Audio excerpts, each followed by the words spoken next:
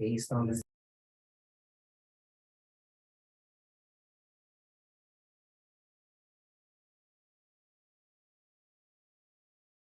To our clerk planner, would be what do you see the process as being from here? So we're having this discussion at planning.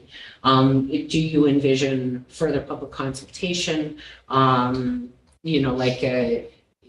We're at the very kind of beginning of this discussion, and to get from here to a place where I think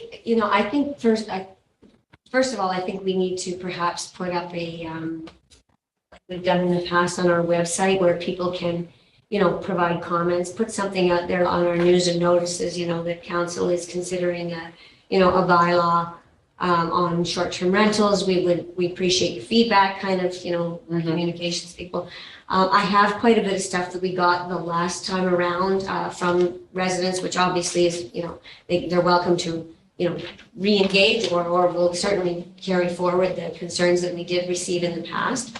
But I think that what we need to do is if this committee's recommendation is that we go forward with a licensing, I think then the conversation we have to do is look at what that license is going to look like and what it's going to include. Like what are the criteria? What do we want to regulate? What don't we want to regulate?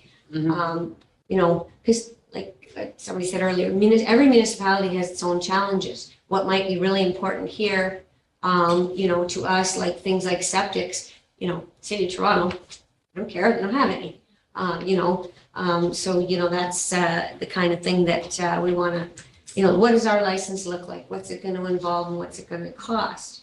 Are we going to leave zoning alone? Are we going to decide whether or not, you can only have one of these in certain zones? We leave it to all the residential zones. What about commercial zones? Like, we have people who are, along Main Street who have apartments on their second stories, are apartments going to be open? Is it just wide open? Do we go with strictly a licensing procedure and leave the zoning alone? That's where we have to decide where we're going. I haven't looked too detailed into the zoning side of it. I've more been, because I found that the licensing is a more efficient and enforceable tool. Furthermore, with a licensing, you can set fines under the zoning bylaw. Enforcement, like charging someone under the zoning bylaw, is very costly because it's a Part 3 application. And which I'll explain. Anyways, it's much easier to give a ticket under a licensing issue than it is to enforce under the zoning bylaw. Because they've agreed to those stipulations already. Yes, you have a written agreement with them. All right, go ahead. It's okay, I forgot. Now stop talking. My question was also, Madam Maya, when you went to Roma. Yeah. Are most of the municipalities running on licensing? Is Most that are the running on majority that licensing, they're and I doing? believe North Bay just passed theirs last week. Yeah. And French River at their last meeting, and they have a significant number because of their location and their geography and many of the same issues as us. They had their discussion at council at their last meeting, which, because I love all this stuff, I actually watched, and actually I found their discussion was quite, like the clerk had, and when we get to that point, had those decision points laid out. Do we want this? Do we want the licensing fee at 15? Do we want it at 12? Do we want it at 700? Do we want, and so they kind of went through those, though each item kind of one by one, where it can get complex when you're thinking about all the different pieces that would go together. And the other thing that was really stressed at Roma is the enforcement and the fines. Don't undersell your fines. They have to be, the fines on these agreements need to be set in such a way that they are truly A, a deterrent, and B, our cost recovery for the time and the effort. We need a bylaw officer, we need this, we need that. So they said that, one of the things they did is their first time around, the fines were like $100 this, $200 that. Well, when you're renting out a house and you're charging $400 a night, like I'll pay that fine. Yeah, no problem. That's it's cost of doing business. So, operating without a license was a $700 fine. And, and many places are also running on a demerit point system so that there is actually a manner by which to revoke a license. If there is a problem, operator and recurring problem. So, you get to a certain amount of points, you've had 4 complaints, 1 noise complaint, 1 this, 1 that. You get to a certain number of points, your license is revoked.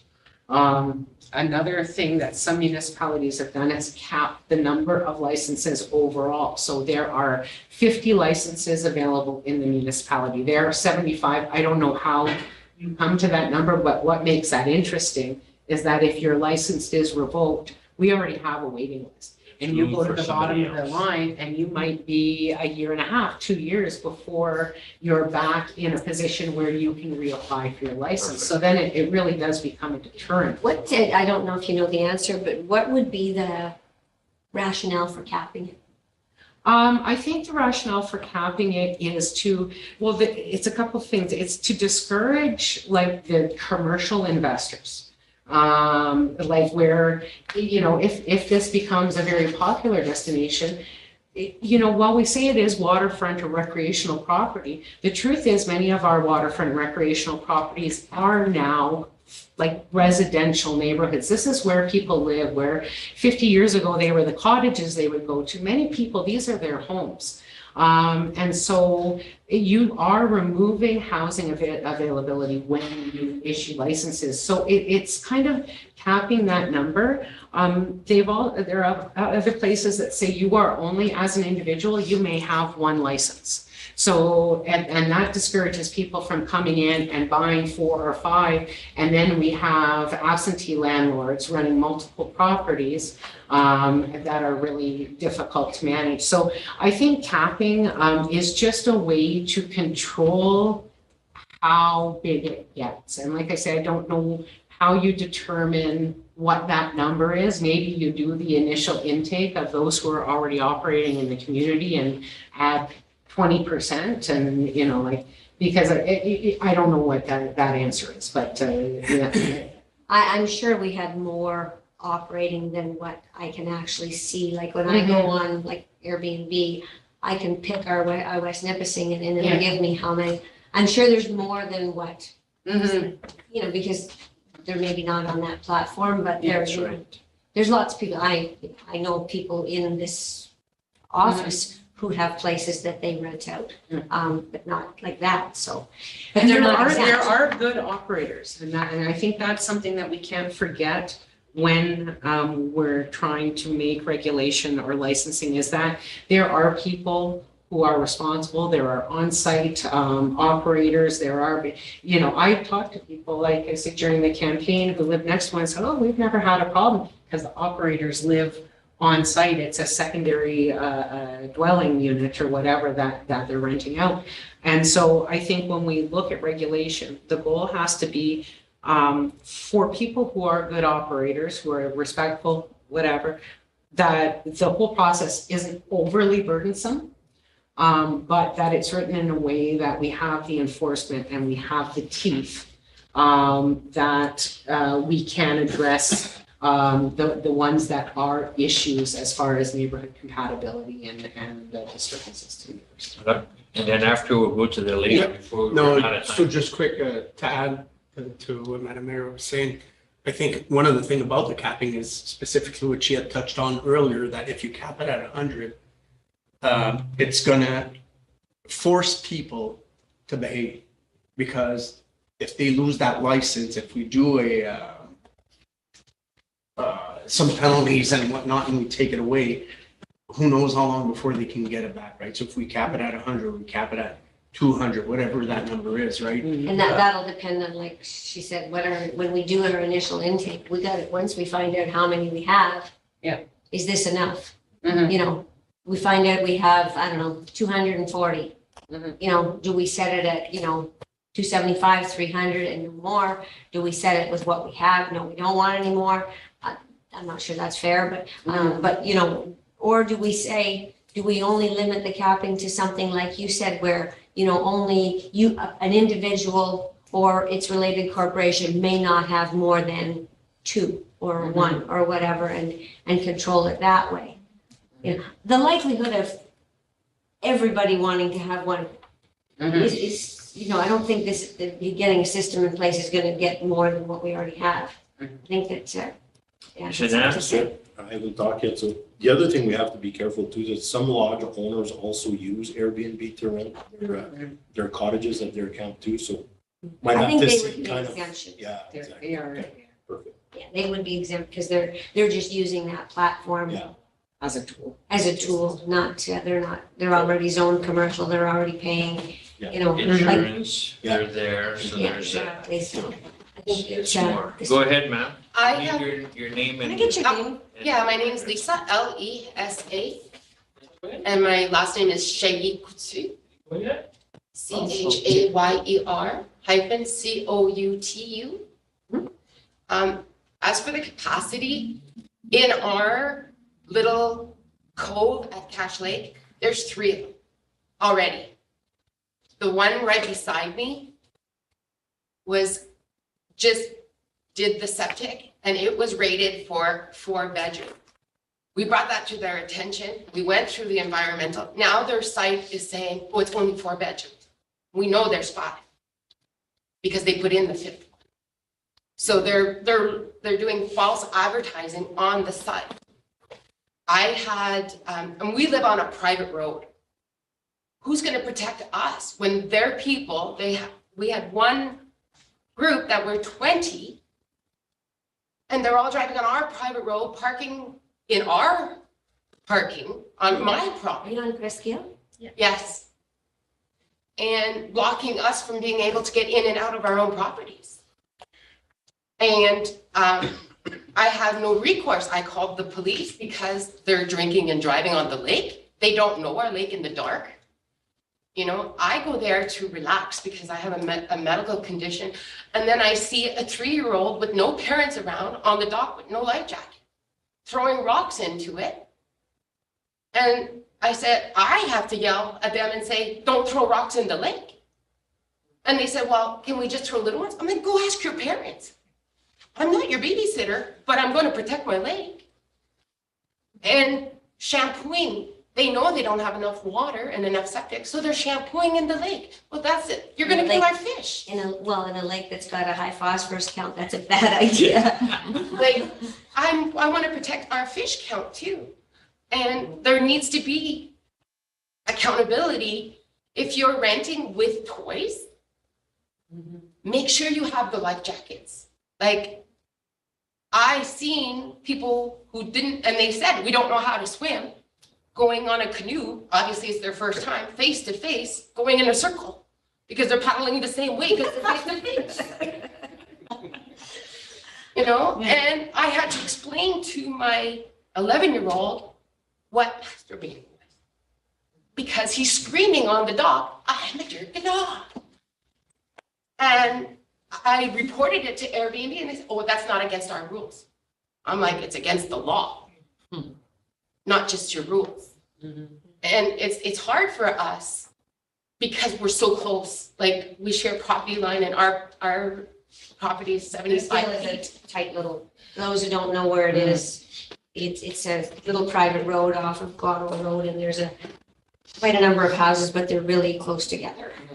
Yeah, and it's like, because they're damaging our road and we have to pay to fix it because it's private. Well, and that might be something too, that, do private roads, where the residents are paying for the maintenance, Yeah, I don't know, that's another like you said, there's so many, as you talk about it, it gets, there's more and more things that pop up. So, and I think that's the whole purpose of this discussion and discussion going forward is so that, because obviously we could sit here and say, no, we don't want any, but they're going to do it regardless, right? So I think that's where we need to move forward and say, okay.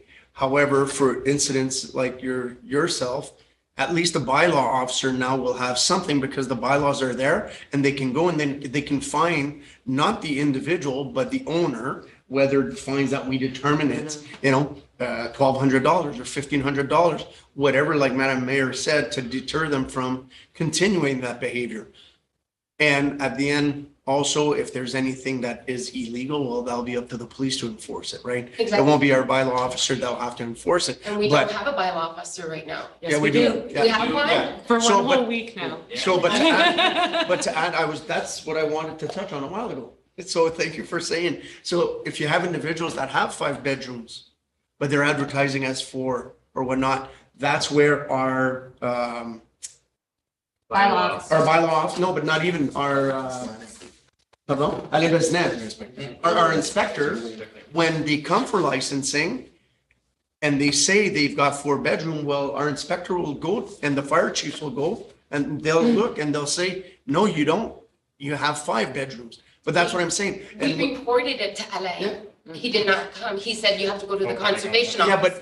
but the thing is right now, So we go to Ottawa and they say, no, we can't, we went down a rabbit hole. I know, but what I'm getting at though is once we put the law into effect, a bylaw into effect, that will give him something to stand on. Just like what I was getting at earlier, what is, it's so many individuals out there don't have their finished basement.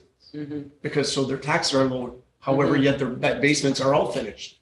So anybody who applies for an Airbnb or for a licensing and the inspector goes and inspect, well, guess what? Now your taxes are going to go up also, right? So there's all sorts of little things that people need to be very careful with Well, how and much you that's wish for, the right? thing. And the fire rated walls, like, Well, and that's the thing, like, for example, you can't have a bedroom in a room without a window. Yeah. It's against the law. So if, bedrooms are being added in places where there's, not adequate fire, you can't get out if the place catches fire, well, that's the kind of thing we would need to catch.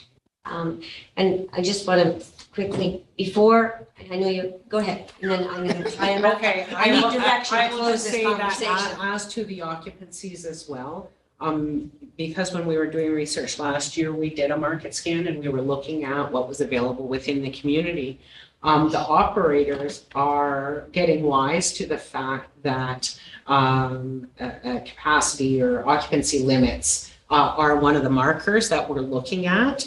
So last year you would have, here's a 3-bedroom on max guests 13, or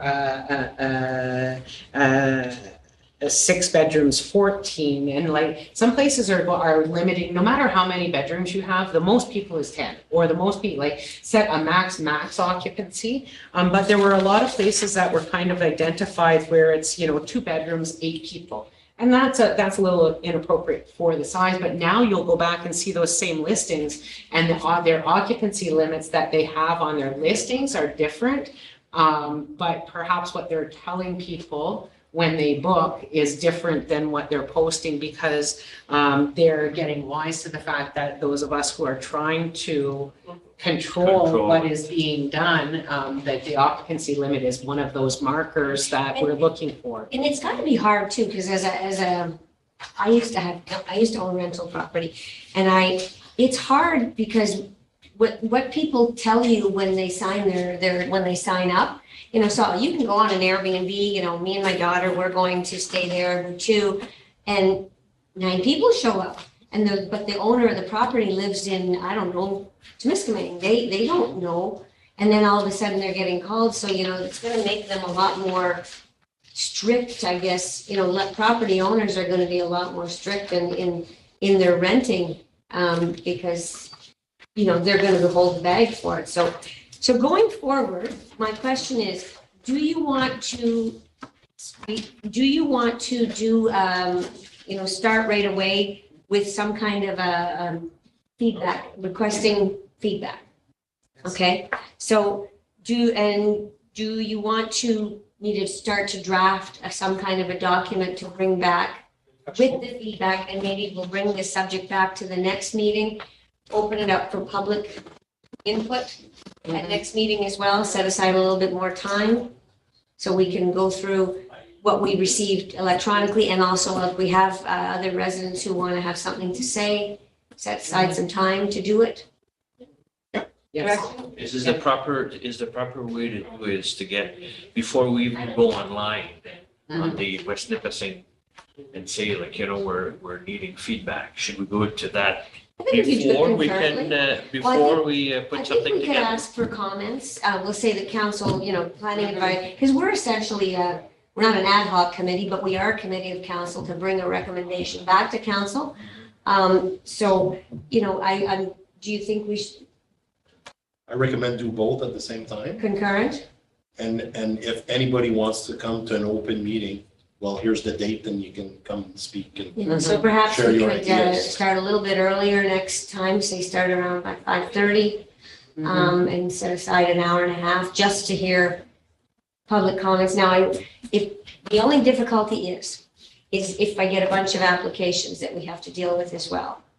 Do we want to do it a separate night? Pick a night where we just do this. I would. Okay, so I'll send you guys out a little survey to decide, pick a night that we'll have just for public submissions on this subject alone, because if we get a bunch of applications for planning, I don't want it to sideline. We all saw how that went bad once. So maybe I'll send out a bunch, I'll look at what other is going on, because we all have lots of meetings and lots of commitments. But perhaps say, give the website, get comments for, I don't know, 2-week window, 3-week window, and then, set aside a night to compile, to listen to public submissions, and then we'll package that and have a conversation. Like, this is gonna take us a few months to get through, but I think it's important enough that we do it, and then we'll practice for the next big subject I'm gonna bring you guys. Can I just make one quick comment? The Airbnb beside us, they have a video check-in, so every person they see them as they come through the door. Yes, it says 10-person maximum, but then it's $100 per person above that. So that's why they get the 20 people, because they're getting an extra $2,000 for these extra, people. I didn't even know they could do that, so much Ways stuff. to make money. But Yes. So- that's on us to. Do we- It doesn't. Do we want to leave the zoning Thank you. bylaw for now and just work on the licensing portion? They kind of license. Okay, so I'll take that out of the recommendation, so I'll just read this recommendation. I need a mover in a second. Yeah. It is moved by Roxanne Louis and seconded by Dan Gagné that the Planning Advisory Committee receive the staff report regarding short-term rental accommodations for information purposes, and that the Planning Advisory Committee recommends that council direct staff to report back with the development of a licensing system to regulate short-term rental accommodations in the municipality of West Nipissing, and that staff be directed to engage the community and residents of West Nipissing with a short-term rental accommodation survey to be posted on the municipality's website and to receive community engagement and feedback. I think that's nice. All in order? Okay, let's move on. Okay, so we'll wrap this meeting up because we have exciting people for the next one. We have to move on, And I need a mover and a seconder to close this one. okay? The two that Kathleen I and didn't put my hand up. Ann. Well, you picture. It is moved by Kathleen Dershowitz and seconded by Dan Gagné. Be it resolved at the meeting of the West Nipissing Planning Advisory Committee on April 11th. Be adjourned. All in favor? Carried. And there's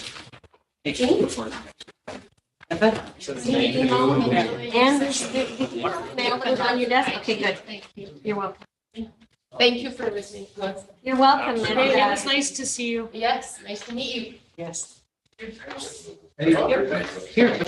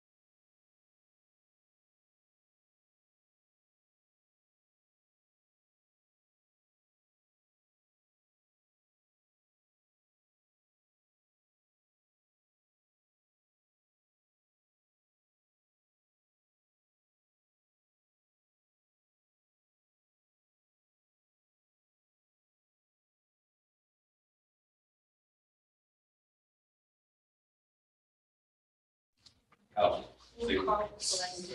everybody. Welcome to the Committee of Adjustment. Also to Campbell, that's on Zoom. Welcome to the board meeting.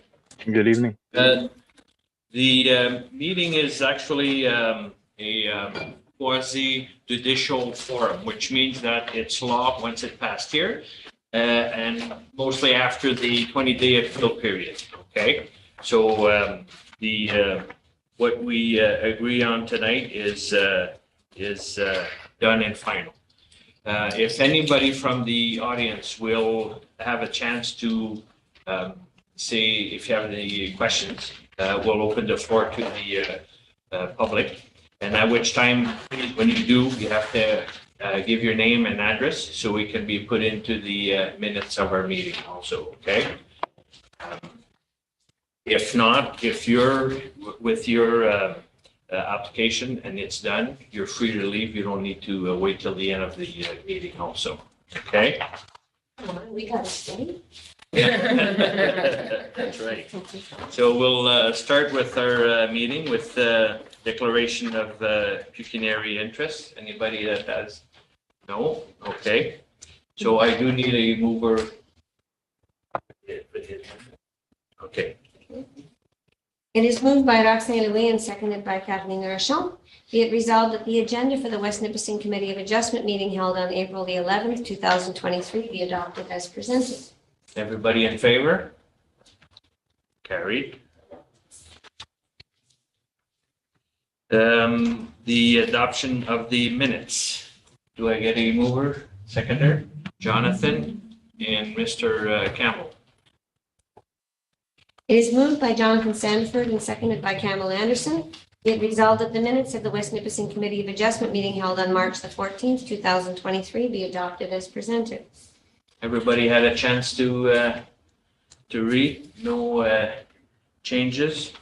I'll bring it to the vote. Everybody in favor? Carried.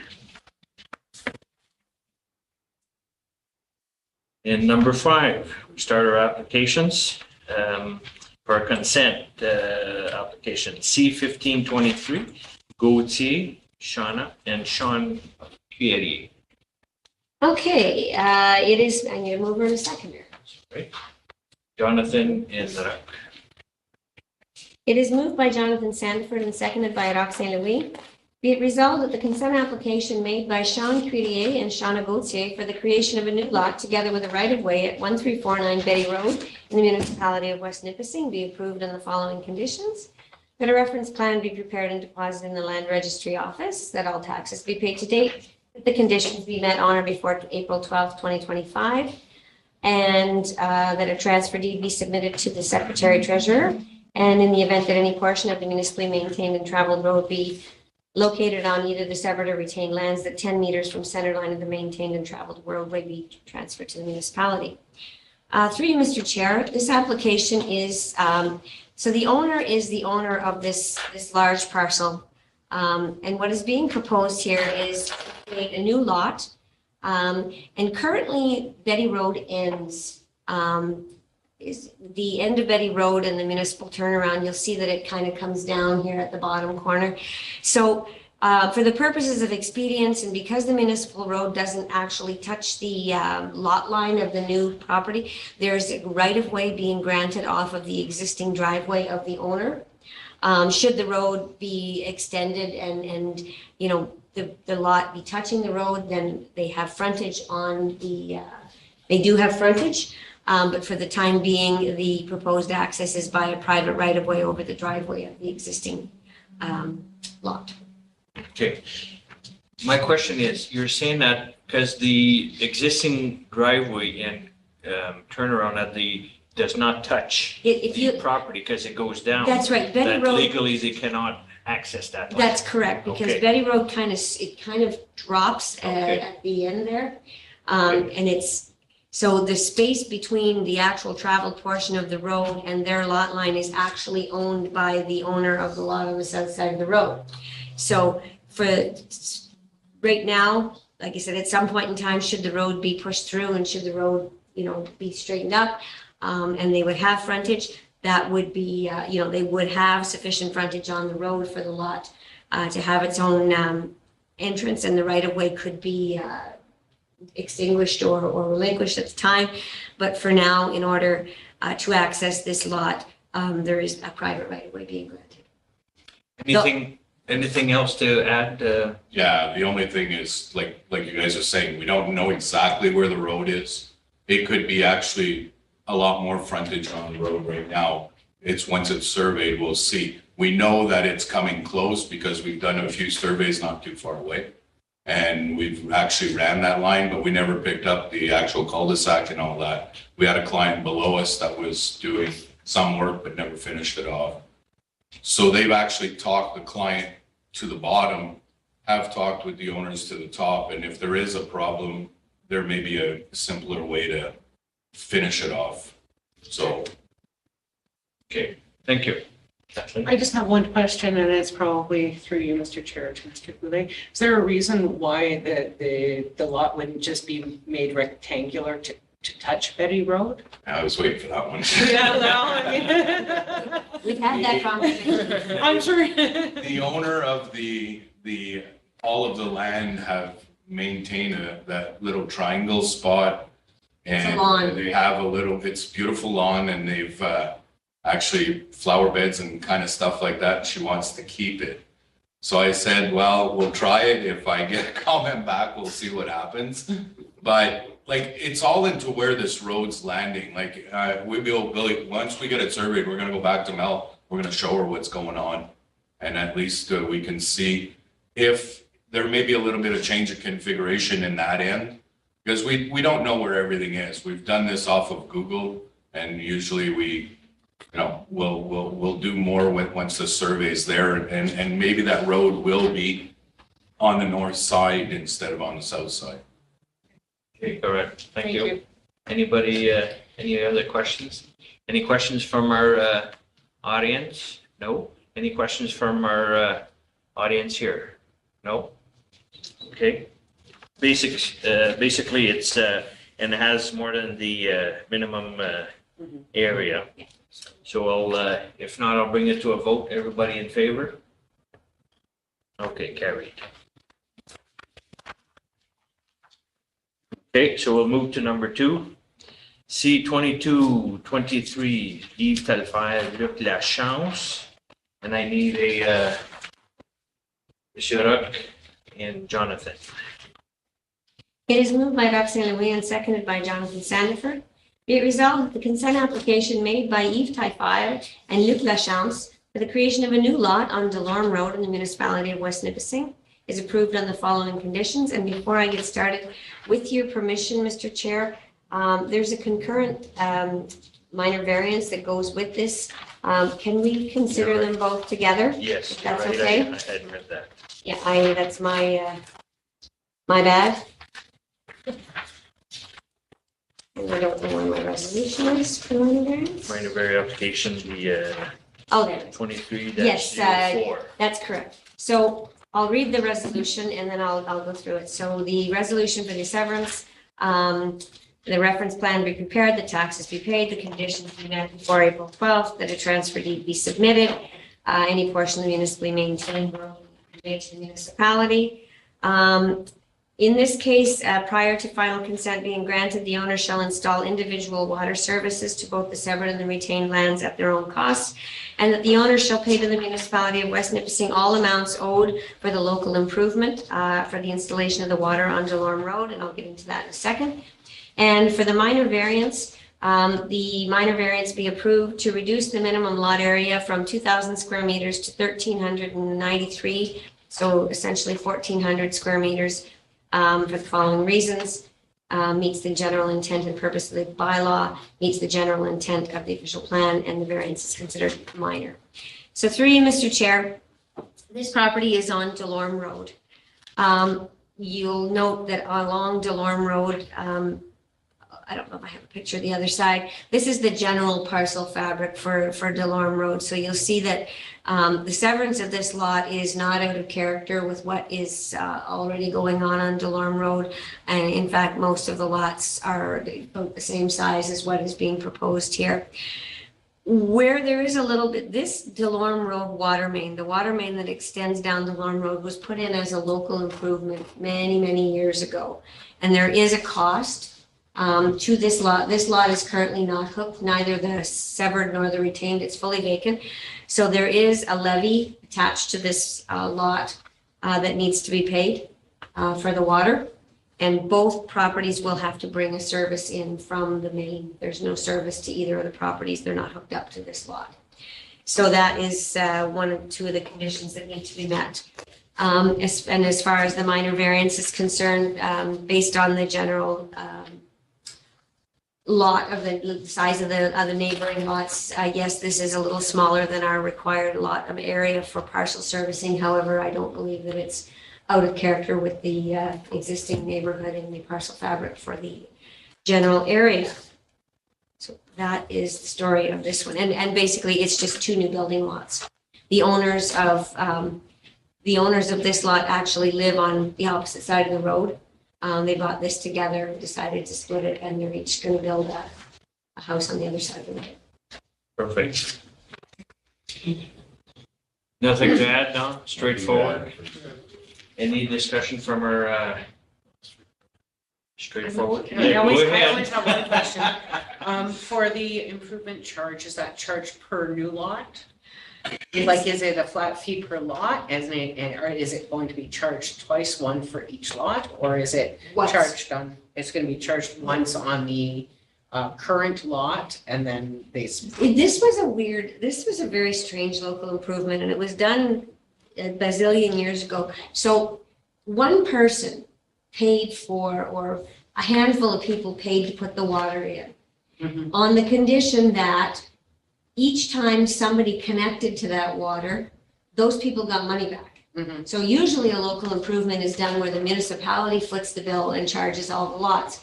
This one was done a little differently, where the owners paid, but said, we'll pay, but every time somebody hooks up, we get a pro rata share back based on the frontage of that property. So the calculation, and each time the lots are split or whatever, the amount gets less and less and less. This one is almost paid off. Almost everybody on that road is hooked up now, but I'm assuming they'll probably split the amount, but it's payable on that lot. on the initial lot, Yeah. not on the two That's- separate lots? That's correct. Okay, And each lot has to pay for to their bring hookup from. their hookup. Yeah, services. Yeah. No other questions? No? Okay. With that, I'll bring it to vote. Everybody in favor? Carried. So that's for, do you Okay. have to do two motions on, one on the variance as well, or? Do we keep the same for both? Do you want to, well, you can call them to vote as a separate or whatever you please. I think we can do both at the same time because there was no problems with that. So do you want two more people to, Oh, yeah, I'll just use the same ones. you'll use the same? Okay. Okay, Okay, so we move on to the next, number 3. next application at new mover and seconder, please. Jonathan and Campbell. It is moved by Jonathan Sanford and seconded by Campbell Anderson that a consent application made by Slajan Zavanek and Slajan and Jessica Zavanek, if I said that correctly, for the creation of new lots on Lac Cloud Road in the municipality of West Nipissing is approved on the following conditions: that a reference plan be prepared and deposited, that taxes be paid, conditions be met on or before April 12, 2025, that a transfer deed of land be submitted to the Secretary Treasurer, and that any portion of the municipally maintained and traveled road on the severed and retained lands that 10 meters from center line be conveyed to the municipality. Through you, Mr. Chair, I'll just prepare the application, and then we did receive a correspondence on this one that I'll read aloud because it was not in your package, because it came in just today. So what is being proposed here is to create 4 lots on Lac Claire Road for geographic purposes. We are just before the town field. So this would be the new subdivision and field. So the Case Populaire is here on this corner here. So that's just, so we're almost to field where this property is located. So We did receive one letter of concern. I'll just read it quickly. Dear Melanie Ducharme, my partner and I are writing to express concerns for the proposed severance in the north half of Lot 12, Concession 4. We have concerns over this lot being broken up into several lots that we presume will be used to build homes or recreational use. We've been residents of Field for almost 5 years, and we've not noticed a need for more vacant lots. Just in town, there are several severed and serviced lots available that have been listed for sale for years, so the need for more development and more lots is not necessary. We also have concern over the future activities in these lots after the severance, because this lot has a lot of low-lying swampy land. We presume it'll have to be built up to accommodate future builds. Building up the 4 lots instead of one in an already small area could potentially affect our property and the road with flooding. Currently, this lot is zoned rural and is open grassy pasture with swamp and mixed bush. Historically, this land was used for farming. We have concerns over this severance and how it will affect the future zoning, because we are seeing an increased amount of farmland lost across Ontario. Once the land is taken for residential or recreational purposes, it would be impossible to get farmland back. The area has remained quiet, untouched grassy area for many years and a bit of a sanctuary for wildlife. The field and surrounding area is a home breeding ground for nesting area for a group of migratory and protected sandhill cranes that arrive here every spring to nest. Many residents of Field can attest to the large groups of deer that cross at this corner, and it seems to be a migratory pathway during the rut and during changing of seasons as the deers move from open grassy fields to more condensed bush and cedar groves for winter. We have concerns over habitat being encroached on and destroyed and ultimately displacing the wildlife. If 4 new properties are settled here, this will undoubtedly bring a lot more noise and destruction to the area in comparison to just one rural property. This lot is next to property lining Muskasong Lake in a protected conservation area. We have already seen some displacement of habitats for animals in the area surrounding Muskasong Lake due to the logging area. Many people in Field rely on farming, hunting, and fishing to feed their families in a time where food security is an issue. We think it's imperative to protect farmland where animals call home instead of driving them away or into residential areas where risk of human-caused accidents increase. We believe one of the great things in our municipality has to offer its natural beauty, hunting, fishing, and other outdoor activities. It's the reason many of us have chose to settle here. It's also part of the tourist industry in this area. We think it's important to find ways to coexist with the natural ecosystems in place in ways that have the least impact environmentally, and why we have chosen to voice these concerns. And that is from the owners of 1415 Lackaw Road. So I'm just providing this to you. I don't have a comment. The property is currently zoned rural. It is not agriculture. So to address the concerns about loss of land, there is no provincial direction with regard to rural lands, only prime ag. Anyways, I'll leave it with you. Any questions from our I guess- panel? Yeah, just a concern around the environmental piece of it. Do we have say in that to, if we were to go ahead with this or support it, can we add as a clause to verify that, check into that or something? Yeah, we see that. I have looked, there are no identified wetlands on the property on the Ministry of Natural Resources mapping, although it's field and it's wet. It's just the way it is. It is not designated hazard or in our zoning bylaw or our official plan. That's not to say that there probably isn't some swampy areas on the property. Like I said, there's a lot of those in a lot of places. But in terms of identified hazards on the property, there's none that are identified in any of the policy documents we currently have. Any additional information, Mr. Don? Nothing really, it's privately owned to the west, it's privately owned to the south, the park is farther away. I'm not sure if the 0418 are the owners that have written in. We are close to the new town of Field.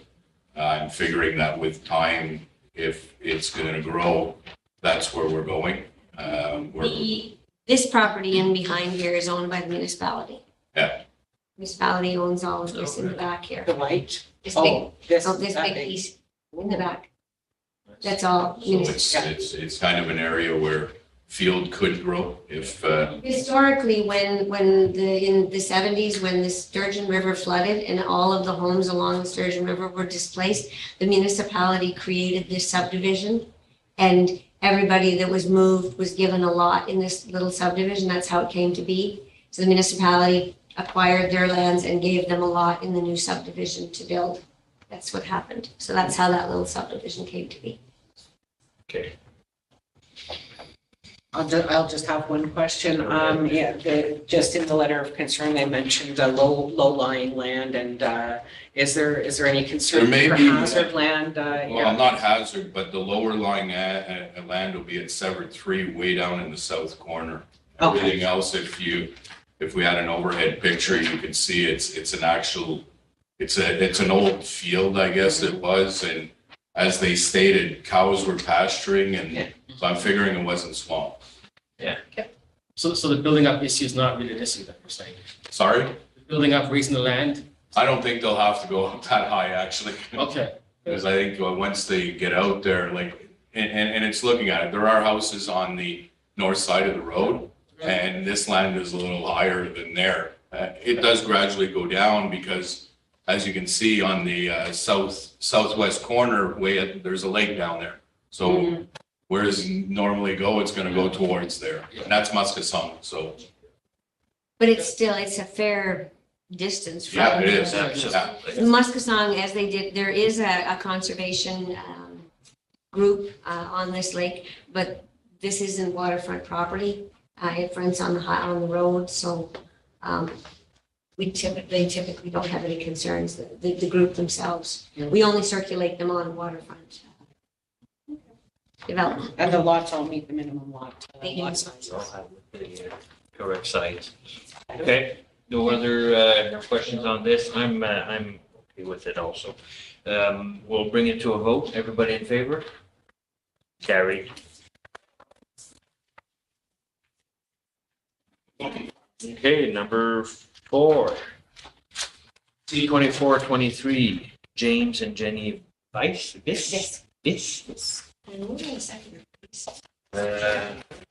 Jonathan and Rock. It is moved by Jonathan Sanford and seconded by Roxanne DeWeek. Be it resolved that consent application made by James and Jenny Viss for the creation of a new lot at 84 Norland Road in the municipality of West Nipissing is approved in the following conditions. This plan be prepared and deposited in the land registry office, and a copy of the new survey filed with the municipality. Taxes be paid, conditions be met before April 12, 2025. Transfer deed be submitted to the secretary, and any portion of the maintained roadway on the severed of the retained lands be conveyed to the municipality. 3, Mr. Chair, the owners own this big lot. You'll see in this one, there are hazard lands in the south portion of the property, but this property is a mile deep.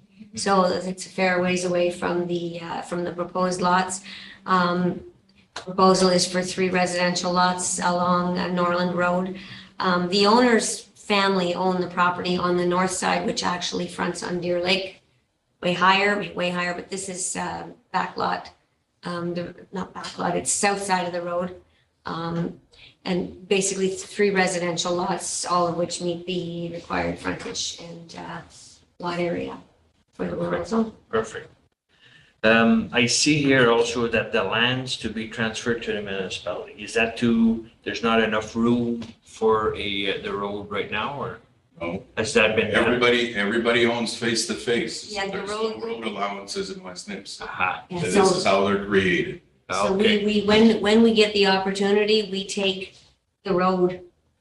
It's already ours by statute law, but we don't have paper title because there was no road allowances left between the lots. They just ran the road down the middle, so half of it's over here and half of it's over there. And like you saw on the application a little while ago, sometimes they veer off completely and get into one of the other lots, so. so this at the same time is just cleaning up that. Housekeeping. piece of housekeeping. Usually it'll be the 10.06 off center line, depending on where the center line of the road is. And it doesn't mean it'll be 10 on their property. Just depends where that center line is. Where it is, yeah. Okay, And Norland's pretty straight, so we're okay. I think we're okay there. thank you. Any comments from our committee? No. Jonathan, either? Jonathan. No. So it And was then Mon, go ahead. Well, no, it's a question for our education again. So because they're doing a 3-lot severance on this, this is the last severance they'll be able to, isn't there a rule Well, this before you owner. get into subdivision? or- This owner. This owner, but so if the retained portion is then sold, the new owner could do another subdivision. Well, they application on could, that. they've only got 170 70 meters left, so they could potentially maybe get 2 more. Yeah. That's it. Okay, and that's just my point. Maybe. It's just education, not anything else. Thank you. Okay, any more comments? Nope, okay, so I'll bring it to a vote. Everybody in favor? Carried. Okay. Okay, this is- we'll move on to number 5. Okay. C-25. This is an amendment. This is an amendment to a lot addition, which was approved last year. So what was approved last year? This is Moose Point Lodge. Okay? Roger's going, this looks familiar. Moose Point Lodge. So this property, you'll see along here, there's been a couple of severances up here. This is kind of a wonky place where there's a bridge right here, and over the bridge, initially, the property consisted of what you see in color. All of the around was Crown, and the owner of today has purchased most of the Crown land on this corner of the property and up in through here, and is in the process of acquiring this chunk down here. So what happened last year was this original severance, C6922, was to sever off this end of this big vacant end of the property and just leave a small amount of frontage, just basically enough to get to access to the water. What's being proposed now, which is much better, is to add on this orange piece to this. So this will all be one piece, and this will have now 64 meters of frontage on the lake.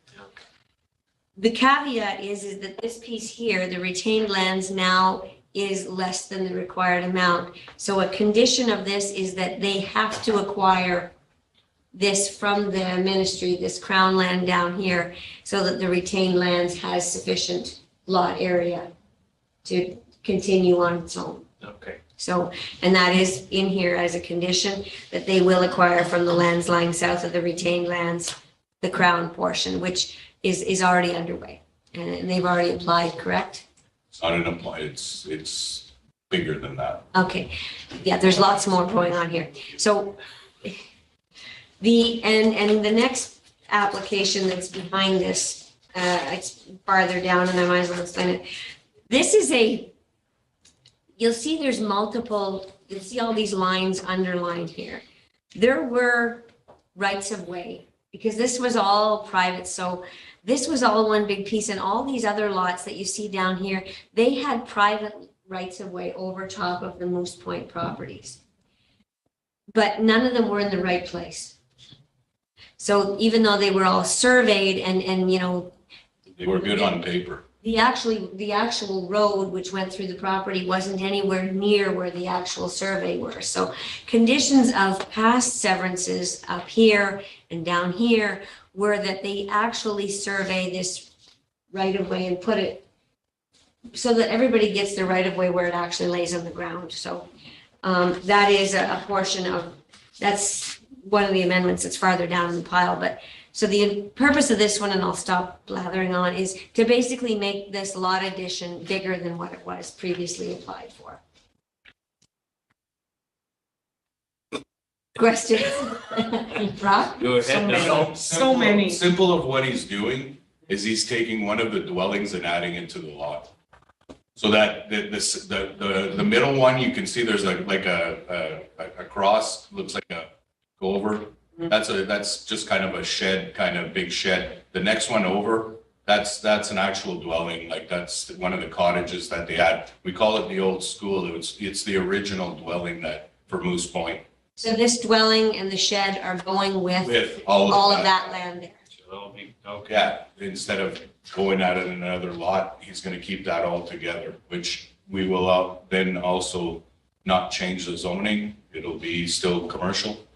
Oh, Yes. okay, so you're, We're not changing the zoning. okay, because I'm sorry, I put it in as a condition. Well, I was getting to that. Okay, so, um, Because that'll be part of Moose Point still. What they're trying to do is they may sell that as Moose Point, or they may sell the house as Moose Point. They haven't made the decision. I think they're gonna stay in the house, but if they sell the rest of it, well, they want to keep the commercial license going on for Moose Point, so the intention is to keep both properties as as is. commercial. Yeah, as is. So the condition you don't want to rezone it to residential? No, Okey doke. not yet. If things change, then they can change what they want to residential. And there'll be another application coming for, in, If it's later in if they time. change. it. Okay. Okay, so through you, Mr. Chair, I had included that because initially this severance was just vacant land. There was no buildings on it. So I had put in a condition that it be rezoned to residential from commercial. But since some of the buildings are going with it and the applicant wants to keep it commercial, I'll remove that condition from the Okay. conditions. Now, just to, so I can get it straight, the portion that they want from the MNR, will that, do we still have to wait on that for the retained? Well, it'll be in the they've got 2 years to fulfill that. Yeah, condition. and this is in the courts. It's not an easy, because of the bridge. Okay, So That's all, anything that's white that heads all the way to the bridge underneath, from the red all the way across, that's all what they're looking. When they originally did this, where they bought the top retained. Yeah. They bought that from MNR, and they actually bought all in front of those other lots going to the west, all this. right there, Yes. yeah. Oh, okay. So they had bought all of that, but M&R wanted to keep the road because of this right-of-way business. Because, and now M&R has finally come to state to us that they're gonna sell them the road, and it looks like the rights of the bridge will stay with Moose Point, if everything finalizes correctly, because we actually have to go get another piece on the other side, which will be added to Moose Point too, because your turnaround's a little ways. So there's a lot going on with this file. It's just now we're trying to get down. I think once this is done, it'll be what's gonna be retained. They're gonna decide what they want to do with that, plus the new piece. And as you can see, where these lots were severed at the time, nowhere close to the water is where the bottom of the red is on the south side. Keep going down, Mel. Oh, wait, yeah, right there. That line is actually the water line. So all those people don't have that land there anymore. All this is All gone. the way, it kind of comes right across there. So Okay. this is where the lines are gonna be. It's old surveys. Mhm.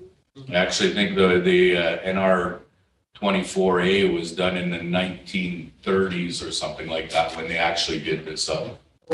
and probably on a Friday. On the front. Or a Monday. So, so this, like I said, this is an applicant, this is an amendment to a previously granted consent. So we're basically changing this is being added to this. And so makes it much larger, much more frontage on the water, which is much nicer. And I have removed the condition for the zoning to be amended. However, the condition to acquire the lands from the Crown to be added to the retained has been left in. Will we stay? Okay. And I forgot to read the resolution and get a mover and a seconder. Jonathan and, any more questions from our audience on this? No? Any questions from our panel? No, we're all okay. I'll bring it to a vote. Everybody Against, are we? I think we're carried. I'm keeping an eye Now, do on we- Campbell's voting because I can see him in the corner over there. Yeah, and I always see his fingers go up. Okay. Okay, so do we do the minor Oh, see there, variance this with is kind this? of a good, Or we'll do it later? there's no It minor doesn't variance matter. with this one. Because we, Moose Point, Oh, that's a different file. okay, Different file. okay, That's it, that's the right of way issue. okay. Farther down. Just so, as what we were talking about earlier, there's kind of an overhead view.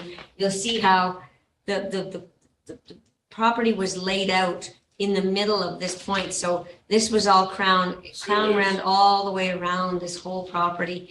Since he acquired this piece and the owner down here acquired this piece, but you'll see he's in the process of acquiring all this white. Okay. Actually, no, Just this that bit. that white is actually in the black. That's cutting that off. See where So you're there's white? actually, so all this crown doesn't even exist. It exists for him For- up there. But not this. As it comes towards those lots, it's actually Like the cutting water. those lots out. It's already in the water at that point, right? Yes. Okay, all right. Erosion.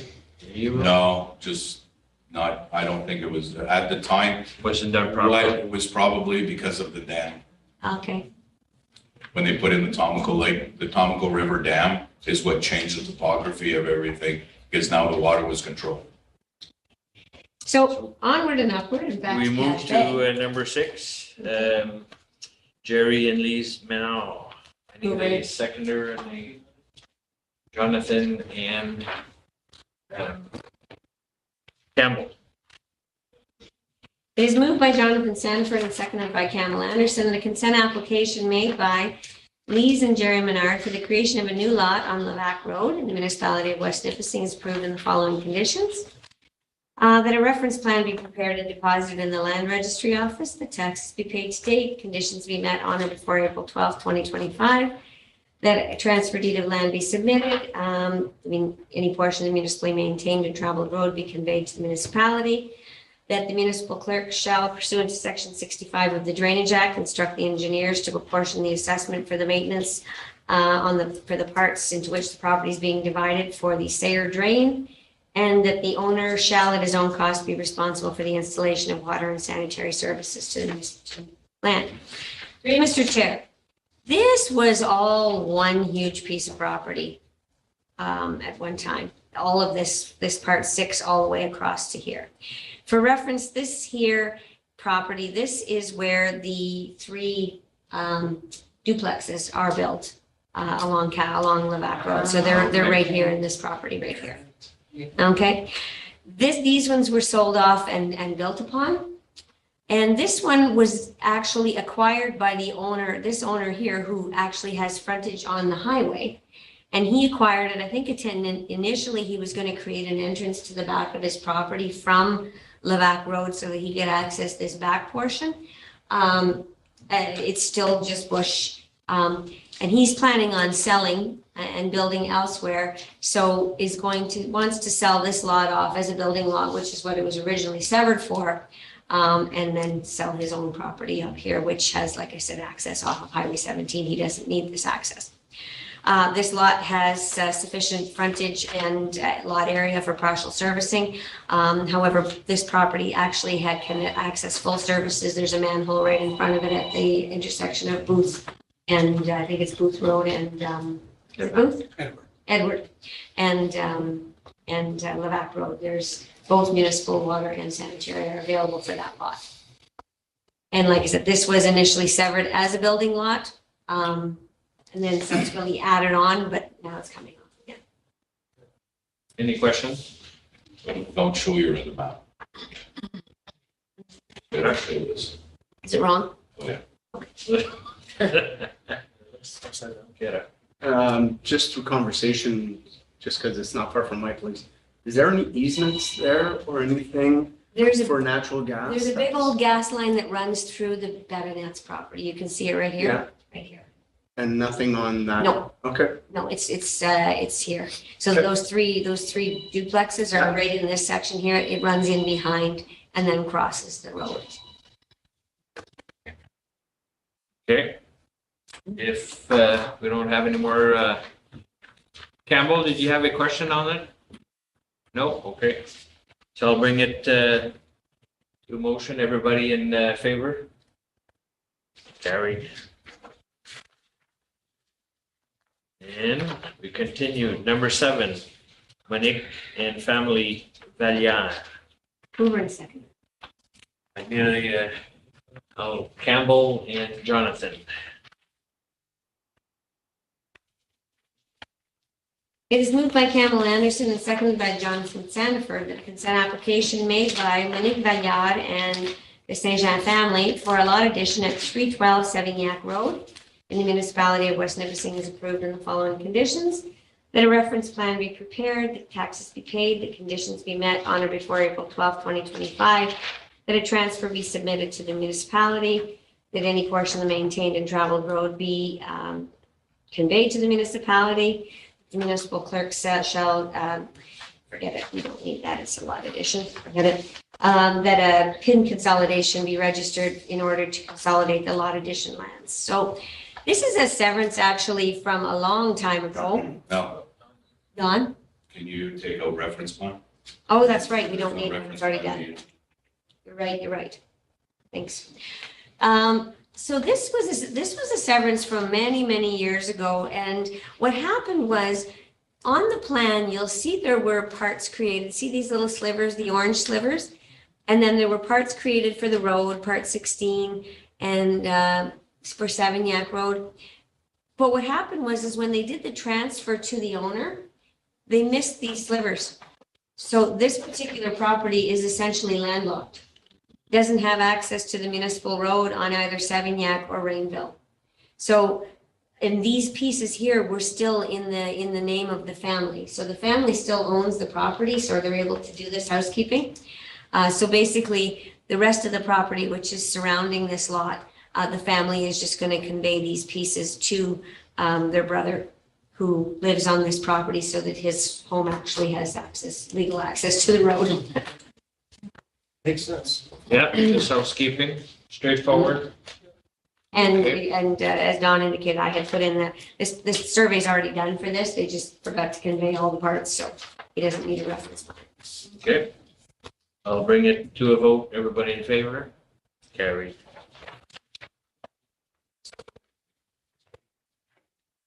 Okay. You'll see, Mike. as you can see down here, you can see where the land wraps around. It's just, It's house work. Okay, this one's weird. okay, minor variance? Now, well, we have That's actually fine. a consent We've application. done that one. Yeah, we have a consent and a concurrent minor variance. We're back to Moose Point. We're going back to Moose Point. Okay. So this one, this is another amendment to a consent application from last year. Year before, Eh? year before. Year before, 2021. So as you can see, we have all these existing rights of way on this property. And there's a bridge over here and this is Moose Point Lodge. So there's these rights of way across the property that are intended for these properties here and these properties here, which are in private ownership, to get from the bridge to their homes. The application was made last year to put the right of way correct here, Don? No, that's hydro. That's hydro. Okay, so where the application is that the top part used to go down, it's erased, no, it's gone. Okay, So what happens is where it's running around along the south side of the lots actually came down and we had to go back up. And now we've straightened it all up to go right across the back of the lots. They never had a right of way to get to their lots. The These ones road down at was- the end. The road was just where it was. And then at the other end, going up to the east end, it used to go up to the top where the old road is going up. Well, now they're bringing it down, east end, the other side. Over. Yeah, orange right there.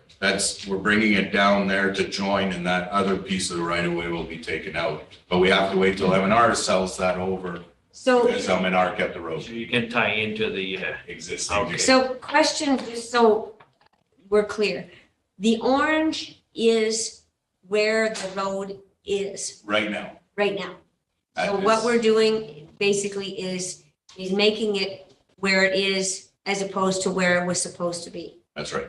And the lines underneath, all of the uncolored ones are the existing registered rights of way, Yeah. which really aren't. That were never, like, the bottom one went through the house, Okay. second house in the barn. So this application, the original intent of this application was for the right of way to which properties? All of them, it was actually the same, what has happened is we've changed where the right of way is going. We were still trying to service all the lots that were involved, but because of the change of where it is, I said, well, we gotta put in an amendment to show that we're changing the right of way. So if we, I probably don't have it here, shoot. Sorry, no, I don't have it here, because. I haven't show us. Oh, here, I can show you this here, and you can also.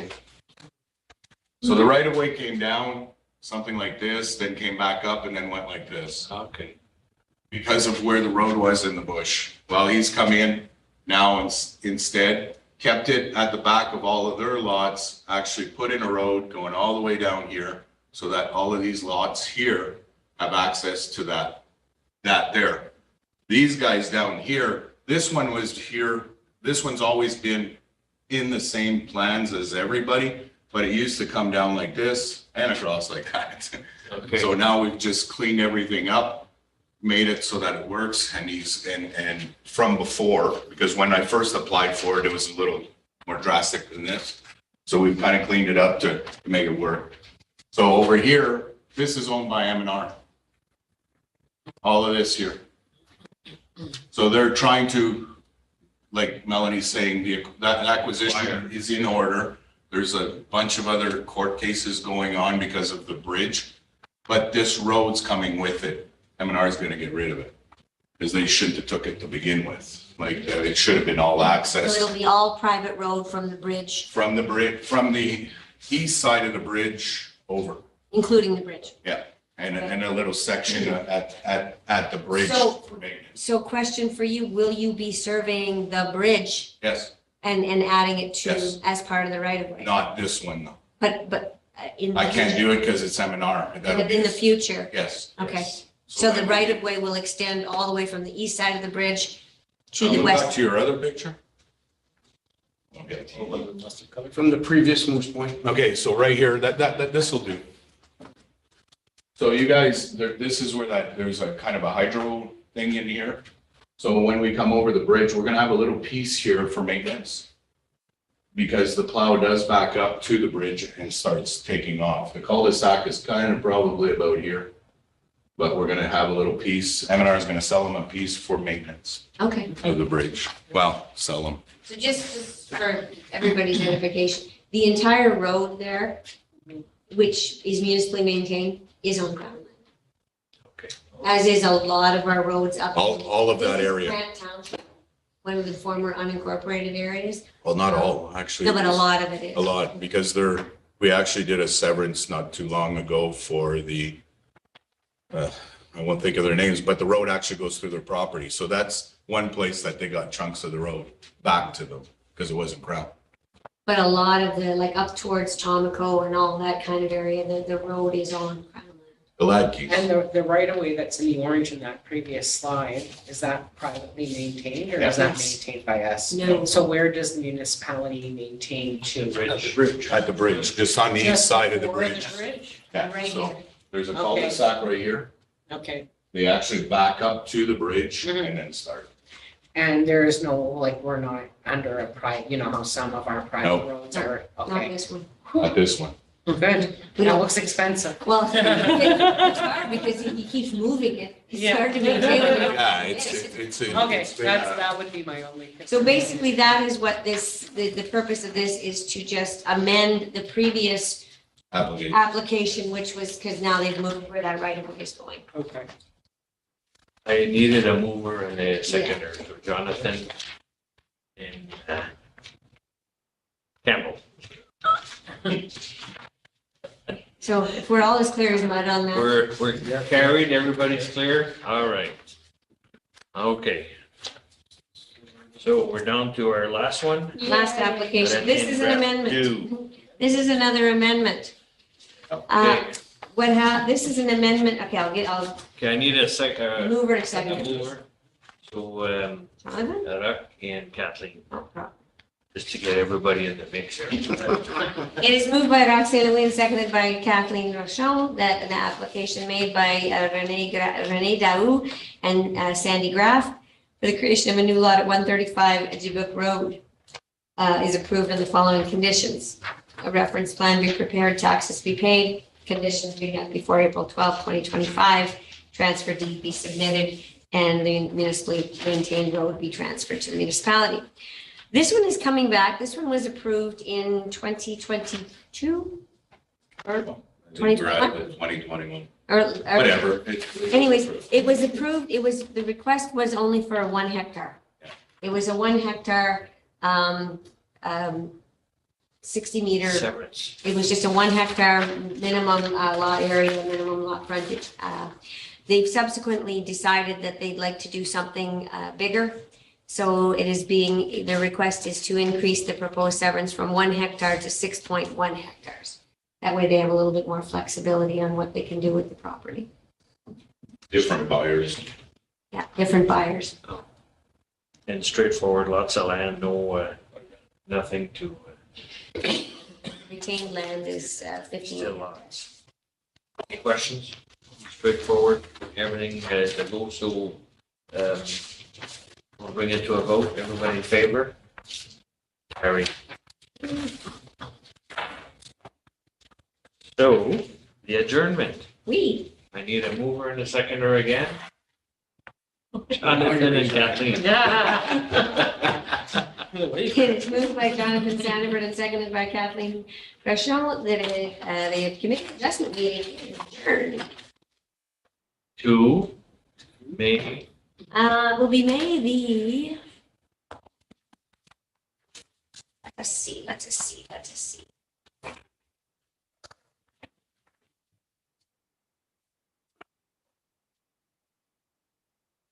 That would be May the 9th. May the 9th?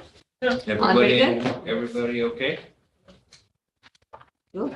You too, Don? You'll be fine with that? You guys busy. Yeah, you do. Okay, so meeting adjourned, and we meet on May 9th.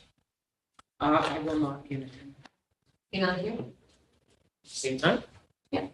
Well, I'm not sure. It'll depends on how many applications. It'll be at 7 or 7:30, one or the other.